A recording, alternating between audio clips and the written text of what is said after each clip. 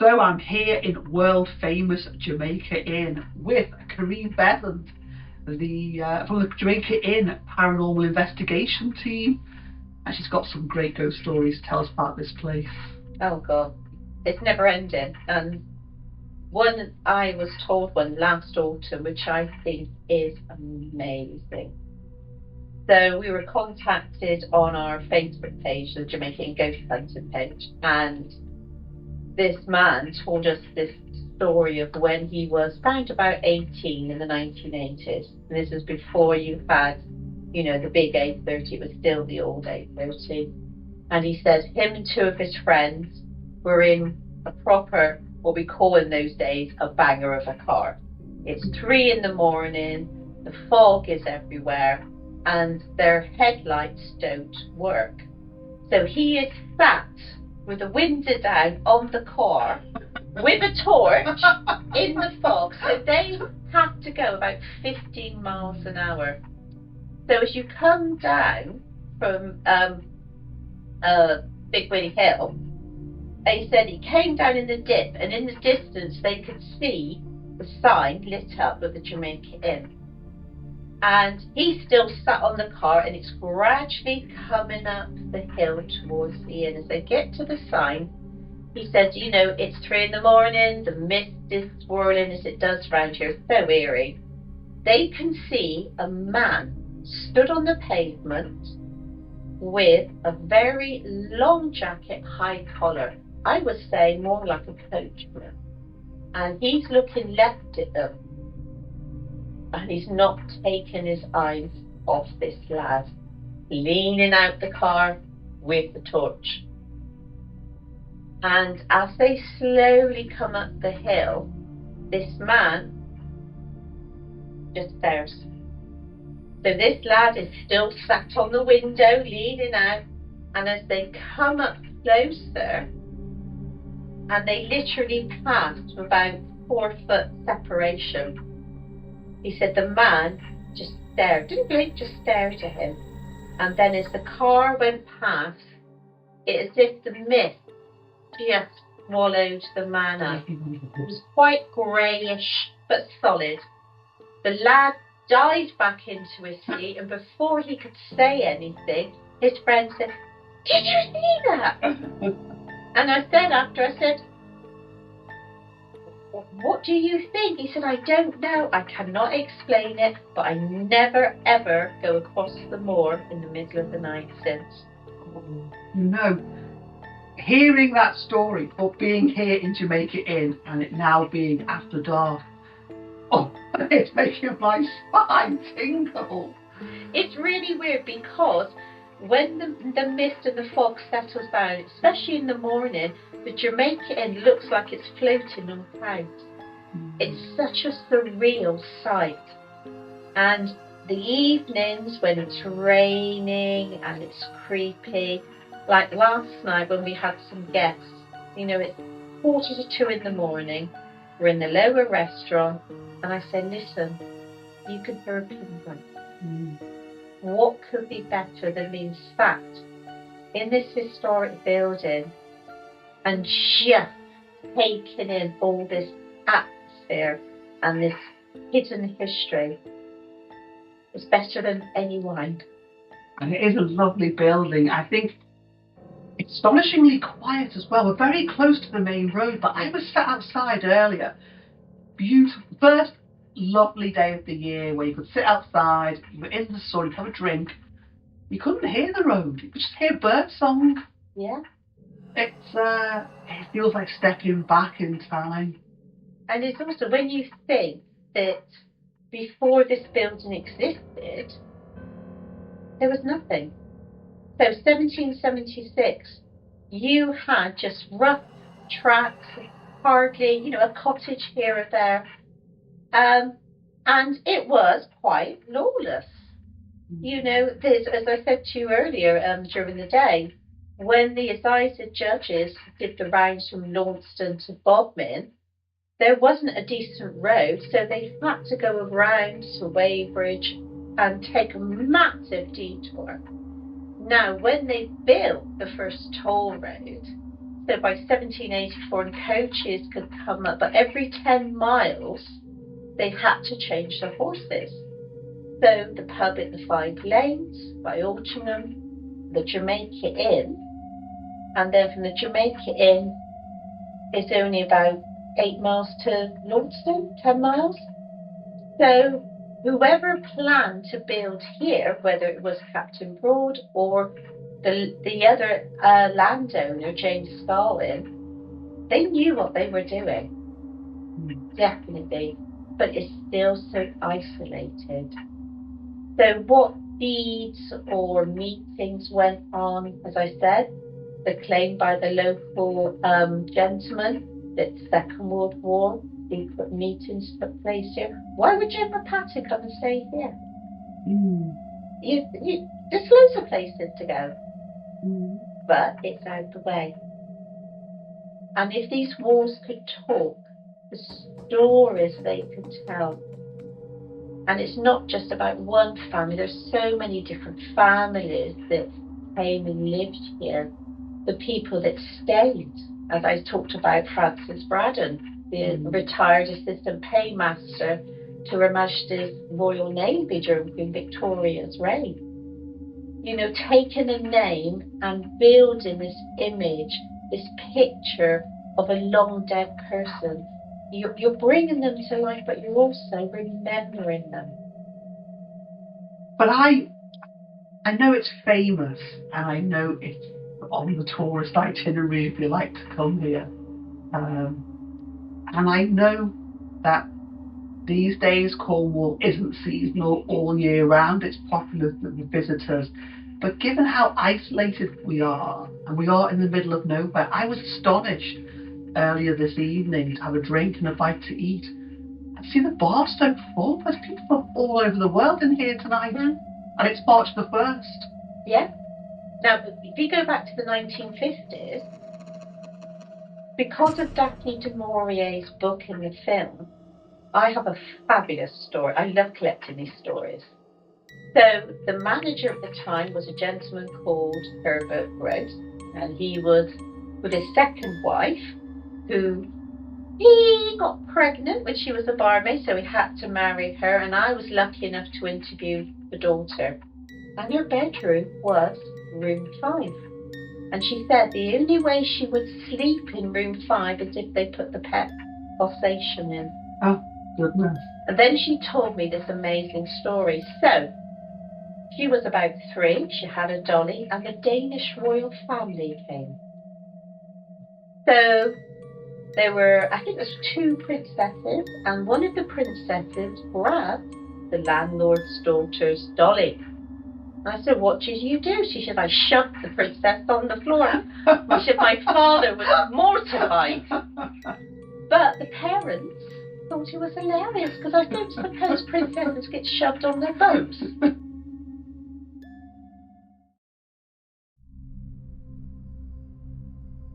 Karin, tell us some of the ghost stories about the place. Oh my God, there's so many. So, what is a haunting? You know, how can we prove that ghosts exist? And the joy of being here for 10 years is collecting the stories and the data. So on a weekly, just in a week, so to speak, there'll be 1 or 2 stories. And if the staff remember, they'll tell us. Or a guest might contact us as well. You know, we always tell the staff, any stories, please, it's so important we gather them. Also, until recently, there was a huge visitors book. So I've gone back to 2010. And rooms like 8 and 9 that didn't exist before 1972. For over, let me think, 15 years. And just imagine the televisions have been updated. Room 9 especially, the TV would come on at 1 or 2 in the morning. And the last report was on a private investigation in 2021, just before the COVID stopped everything.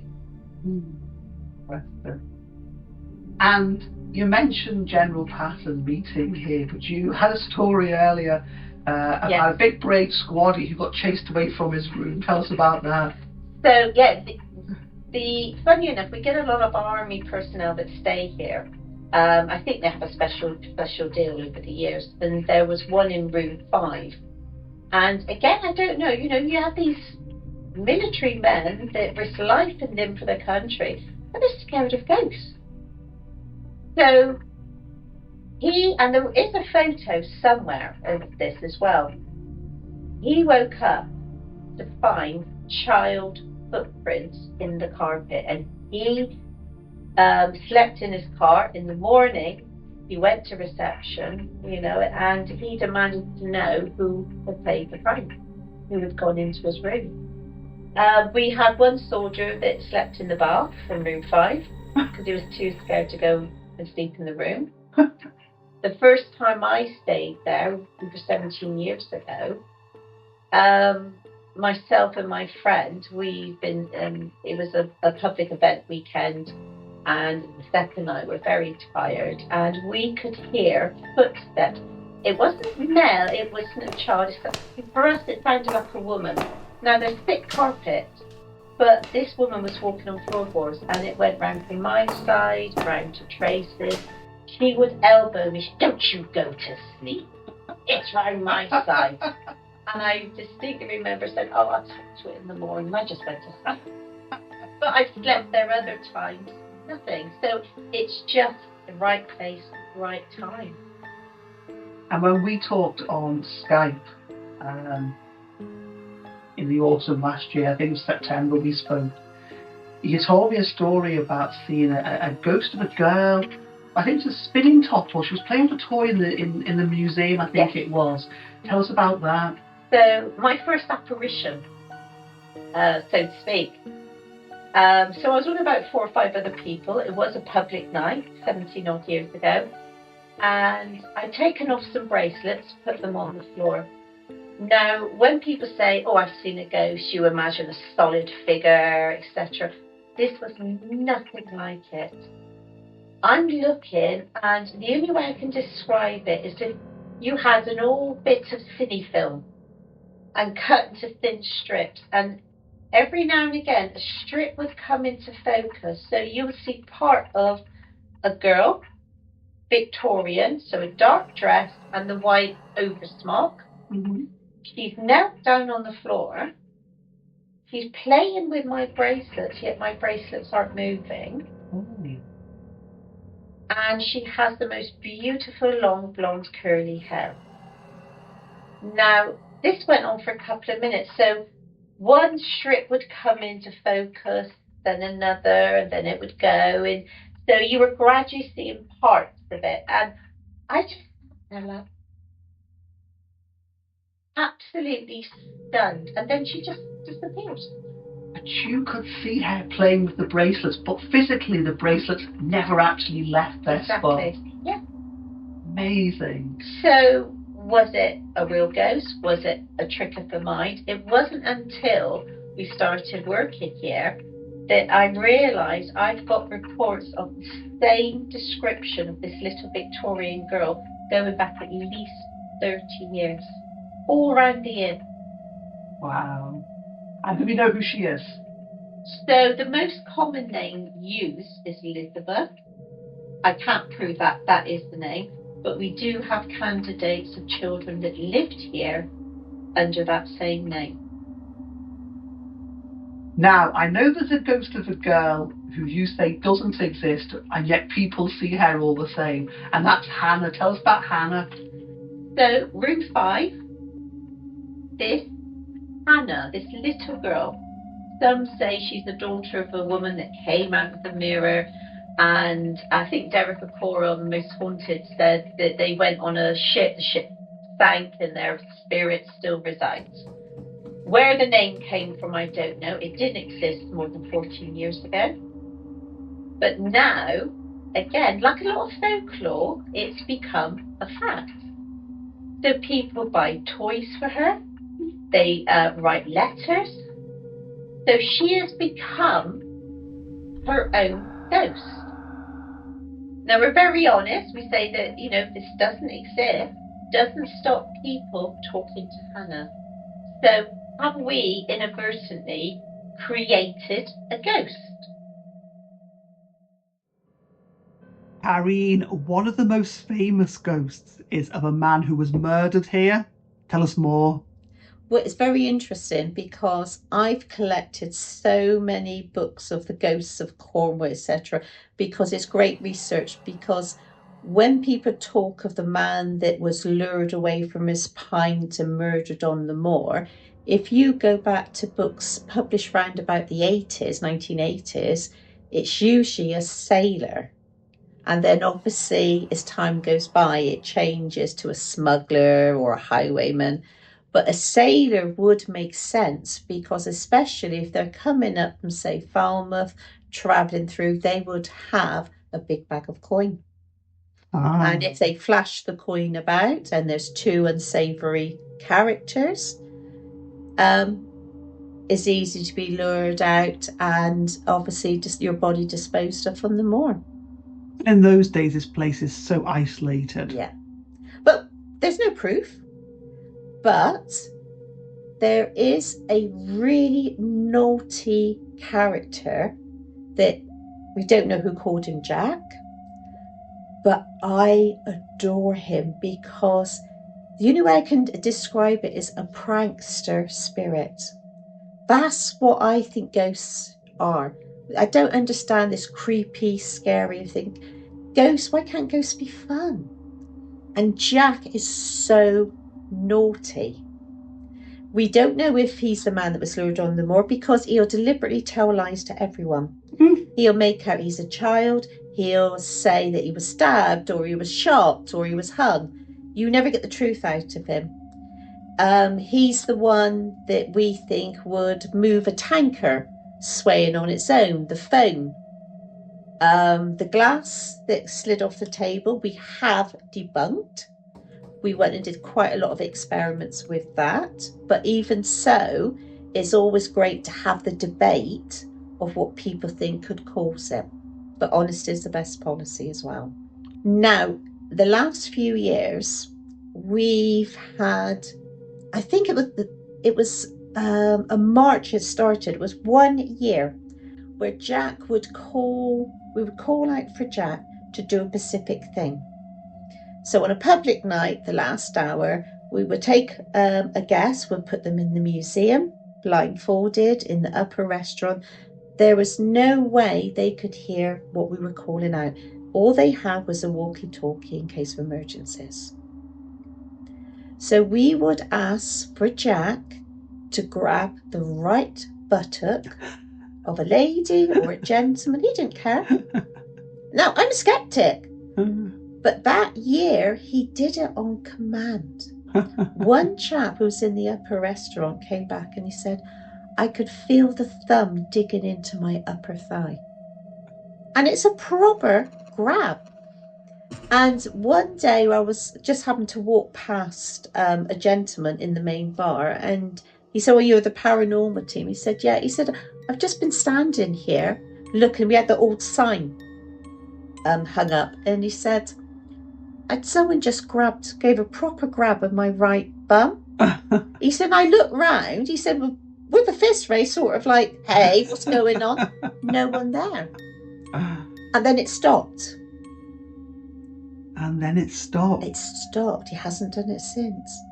But it's the fun. It's also when 2018, Rachel Hayward was sat in the main bar. Now, I can't get my head round, can go see the Jamaica Inn in real time. How can children knock on a door of a bedroom that didn't exist? The floor didn't exist before the 1970s. So 2018, we're doing a private investigation. There's myself, 2 other investigators in the bar. I'm looking the wrong way, of course. My friend Rachel Hayward, very rational investigator. She happened to look to her right. On a chair is a man. He's dressed in late 1700s attire. So white frilly shirt, tight breeches, high boots, He's got black curly hair, sort of like short black beard. He has his elbow on the table, his fists like this. And she said it wasn't the shock of seeing this apparition, it was the expression on his face. Half smile and half, what are you idiots doing? And then he was disappeared.